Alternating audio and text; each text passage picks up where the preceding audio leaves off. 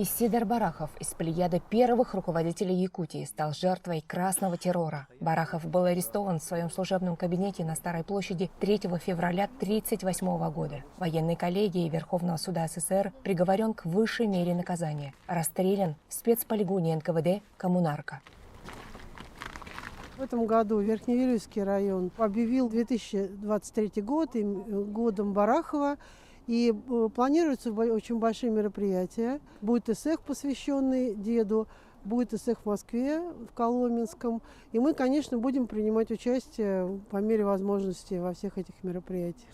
Издательство «Молодая гвардия» к юбилейной дате выпустило 7-е по счету издание якутской линейки серии «Жизнь замечательных людей». Биографический роман «Исидор Барахов», документально раскрывающий его вклад в развитие народного хозяйства республики и сохранение родного языка. Алексей как раз предложил Верхневилюйский улус.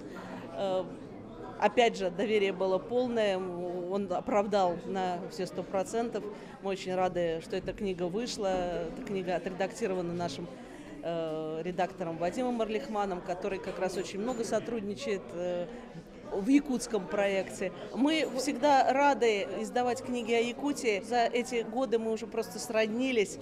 Мы эту книгу воспринимаем как возможность донести до молодого поколения историю развития Якутии, цели, которые стояли перед республикой и перед молодыми организаторами республики. Для воспитания молодежи любви к своей республике, я считаю, что это очень важная книга, и она вышла в очень хороший момент, и хотелось бы, чтобы молодежь интересовалась историей своей республики. Двухлетняя кропотливая работа над книгой журналиста-писателя Алексея Амбросьева «Сен Мунду» проходила в архивах Москвы, Новосибирска и Иркутска. Очередной архивный подарок преподнесли потомкам Исидора Барахова сотрудники Российского государственного архива социально-политической истории. Собственноручно заполненные анкеты, документы из личного дела якутского коммуниста. Есть еще и другие документы. Дополнение к личному листку по учету кадров. Это последние годы жизнедеятельности Исидора Никифоровича.